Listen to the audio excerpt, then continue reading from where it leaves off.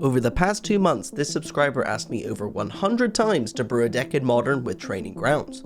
So in this video, we'll be breaking Training Grounds in Modern. Training Grounds is worded a bit weird. For 1 blue mana, it reduces activated abilities of creatures by 2, but it cannot reduce the ability to less than 1 mana. So if we use Hexdrinker, the Training Grounds will not affect the level up ability as it is already 1 mana. From this, my initial thought was to use Izzet Guildmage, as Training Grounds reduces both abilities to 1 mana, and you can use and copy Manamorphose infinite times to draw your whole deck, make infinite mana, and Grapeshot the opponent. This combo would also allow me to play removal spells and potentially counter spells, but I found with no good support to find the Training Grounds easily, I wrote it off quickly. After digging more, I found Naxal Clique and Umbral Mantle. Both of these cards worked well around Mana Dorks, Paradise Mantle, and an Artifact plan. So with Training Grounds in play and a Paradise Mantle, you can activate Naxal Clique infinite times to mill out the opponent, or activate Umbral Mantle infinite times to attack for infinite damage. It also works very well alongside Kinnan and Birds of Paradise to not only add more mana with the Dorks, but also a flyer that can deal infinite damage. While both of these combos aren't perfect, they fit in the same deck, leading to more consistent draws, so let's get into the first match. To start the first round, we're on the play and we have a decent opening hand because we have a Birds of Paradise and an Urza's Saga. Not only that, but we have 2 Umbral Mantles, so we're working towards a combo. After starting off with the birds, the opponent leads with an Ignoble Hierarch, showing that they're most likely on green-black Yawgmoth. After drawing a land, the best thing we can do is play our Urza's Saga and play the most expensive card in our hand. I thought things were not looking too bad for us when they play another Ignoble Hierarch, but when they slam a Hapatra, things are not looking good. This is because they can attack me, deal damage to me, and then put -1/-1 counters on my Birds of Paradise. Now we've got to rip off the top. Which we do. We find an Urza Lord High Artificer, which now lets me play that, have a massive construct, so we're able to block. Things were looking manageable until they slam a Yawgmoth. Now this is infinite counters, because when they put a counter on my creature, they make a snake, then they can sacrifice the snake to put another counter on my creature, which makes another snake. So we are essentially dead here because we can never put a creature into play unless they don't have enough life, and they're drawing a million cards, so we were basically dead. From here I could get Aether Spellbomb out of my deck to bounce the Yawgmoth, and with a Kinnan off the top, I still couldn't do anything, so I conceded the game. Going into boarding into game 2, I thought things were going to be okay, but then after I played a turn 2 Urza's Saga, the opponent had a Force of Vigor in response, so I just conceded and moved on to the next match. And in that next match, I was against Blue-Red Murktide, and they had a turn 3 Blood Moon in game 2 after beating me down game 1 with a Ragavan. So after these 2 matches I realized that this list was definitely suboptimal, so I dropped from the league. There were 2 big flaws with my first build. One is that the combo was too slow. Having to have a creature without Summoning Sickness was not great as it gives the opponent too much time to find a removal spell, and the deck was lacking card draw. So I decided to cut the Urza artifact plan completely and add Tyvar Jubilant Brawler. Tyvar gives our creatures activate abilities haste, and it lets us reanimate a creature with CMC 2 or less from our graveyard. This is perfect for all the interaction that our opponents may have. Not only this, but having the Black Splash lets us play Dark Confidant. This allows us to draw towards our combo and also be reanimated from Tyvar because it is a must-kill creature. Wanting to play around removal even more, I added 4 Tyvar Stand to the deck, and the black lets us have 4 Thoughtseize in the sideboard. With this new 75, I decided to launch another tournament. Going into the first match, things don't start off great. I kept quite a weak hand, and it turns out the opponent was on 4-color control, so after they used a Leyline's Binding, a Teferi Time Raveler, and a Solitude, we got wrecked quite easily. But things were about to change because of the 4 Thoughtseize in our sideboard for games 2 and games 3. To start off game 2, we have a great opening hand with a turn 1 Birds, turn 2 Dark Confidant plus Thoughtseize to help us against both Solitude, Wrenn and 6, and Fury. After the opponent just land goes for their first turn, we start off with the Thoughtseize, and their hand is Wrenn and 6, Solitude, and Force of Vigor. Now we have to take the Wrenn and 6 here because it does ping literally every creature in our hand and on the board, and we've got to hope they don't find a white card so that they can cast Solitude, and we need to be thoughtful about Force of Vigor down the line. After sweating the Thoughtseize bug that they would top deck a Wrenn and 6, they just land and pass back, which is perfect for us because we find a land and a Training Grounds off the top.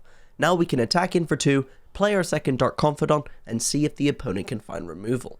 After playing our land and passing back, the opponent does exactly the same. With 2 Dark Confidant triggers on this deck, we managed to find a land, a Birds of Paradise, and then an Urza's Saga in our draw step.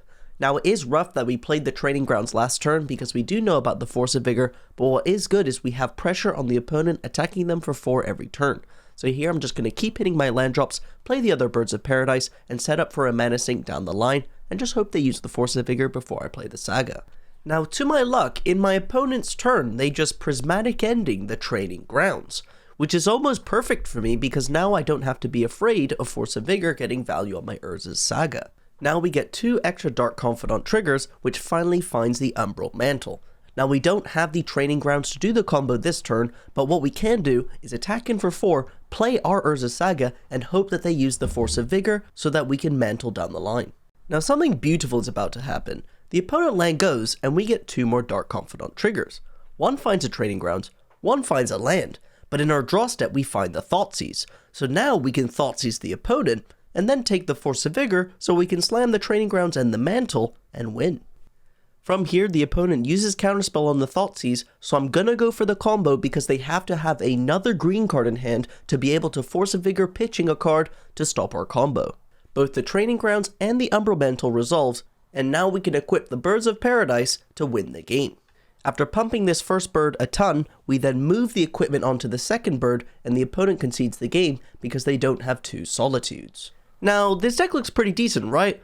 Well, in game 3 we lose because the opponent has a load of Solitudes and interactive cards. So there definitely was something wrong about this build. And I realized what was wrong. Against Hammer Time, I won game 2, but then in game 3 I lost because I just couldn't do anything against all of their power on the board. But I realized I was playing 4 Springleaf Drum instead of 4 Paradise Mantle. This made me miss lethal because on this board, if the Springleaf Drum is a Paradise Mantle, I can activate the Click because of the Tyvar giving haste, and it taps for 2 mana because of the Kinnan. I have no clue how I made such a massive blunder in deck building, but it's time to correct it. With Paradise Mantle in the list, and a lot of experience with the combo, it was finally time to challenge the modern format with everything I learned in our journey. There was nothing left to do but charge face first into whatever magical line would put in my way. To start off game 1, we're on the play with an amazing opening hand, and also Paradise Mantle because it's finally in the deck. I start off the game with the Birds of Paradise and pass back hoping that the opponent doesn't have anything too impactful. But things aren't looking too great when they start with a Spirebuff Canal and kill my Birds of Paradise. This smells like Blue-Red Murktide. Keeping my head high, I draw an Overgrown Tomb and I decide to play the Kinnan rather than the Urza's Saga so that I can hold up Tyvar's stand next turn. However, things get awkward when the opponent decides to dash a Ragavan and attack in. I definitely can't block here because we almost have a combo with Kinnan, Training Grounds, and the Paradise Mantle. And what makes things even better is we find a Dark Confidant off the top, so now we can play that and hold up Tyvar's stand as a protection spell.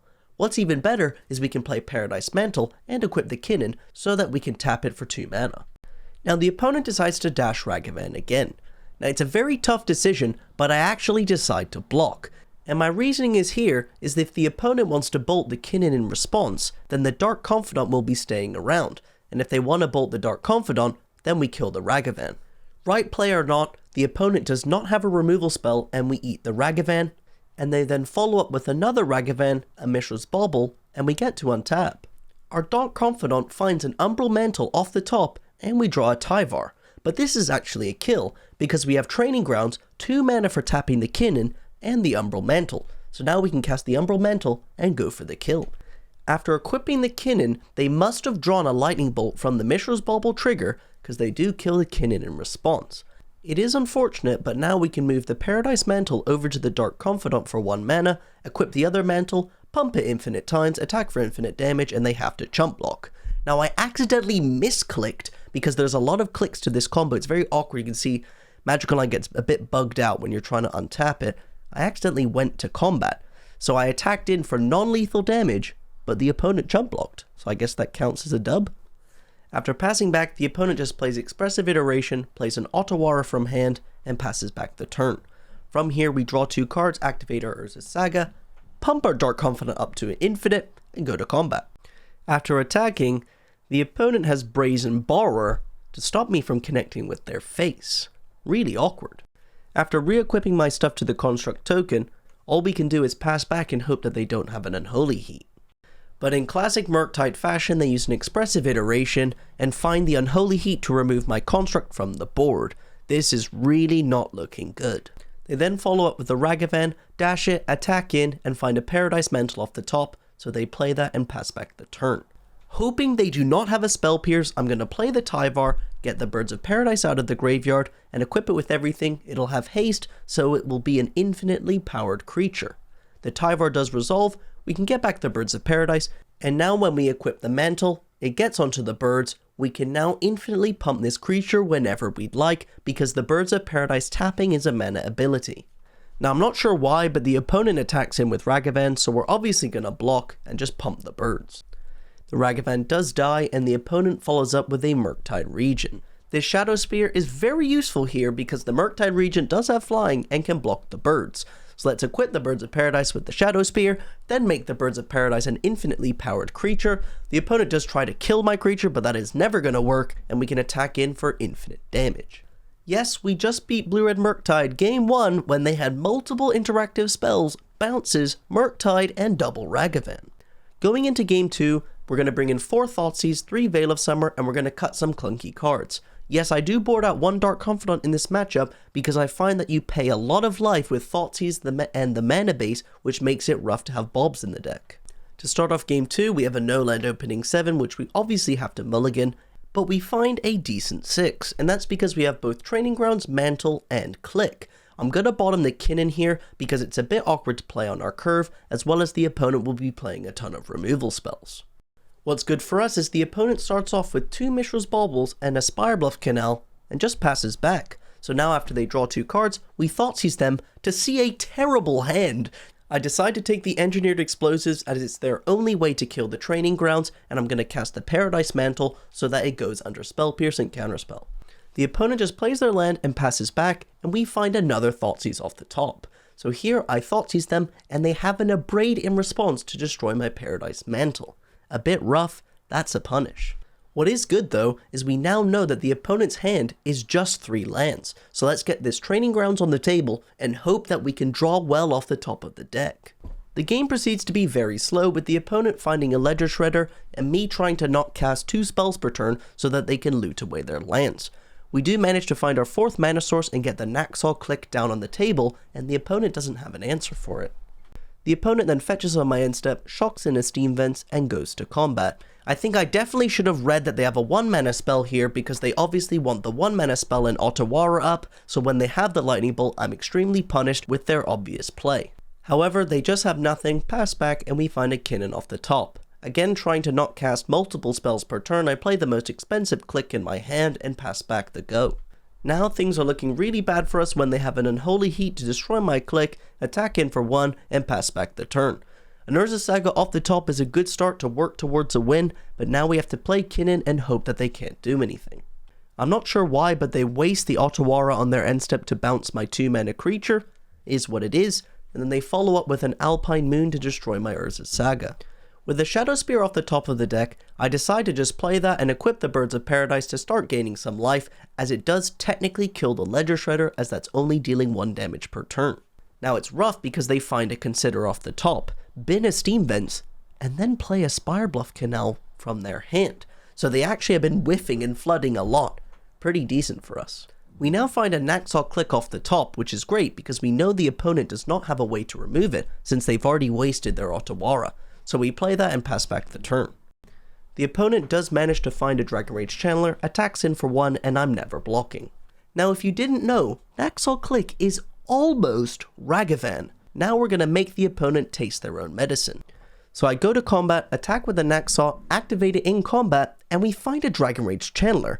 This actually blows out the opponent immensely because I can now play their Dragon Rage Channeler, I have Delirium, and I can pump it with the Shadow Spear so that I can block theirs that's forced to attack because they have Delirium.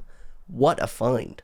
After they're forced to attack in, we snap off the block, they play a land, and pass back. I also find it very confusing that the opponent's playing lands from their hand when they have Ledger Shredder in play that can discard the lands, but it is what it is. After activating the Naxal click, we find a Ledger Shredder of our own, so we can now play that post-combat. The opponent now finds a Murktide off the top. They do have a big blocker, and my Dragon Rage Chandler will be eaten. We did find a Thoughtseize though, so we now have some decisions to make. As we are just one mantle away from pumping our creature infinitely and killing the opponent, I decide to play both the Birds of Paradise and then the Thoughtseize. This allows the opponent to connive, but then I can Thoughtseize away the non-land card that they get, or they can discard a spell, pump their Ledger Shredder and keep a land in hand. It's up to them. Then we can play the Kinnan if we don't find anything good off the top. After surveilling away a Tyvar and looting away the training grounds, we have to attack with the Dragon Rage Chandler.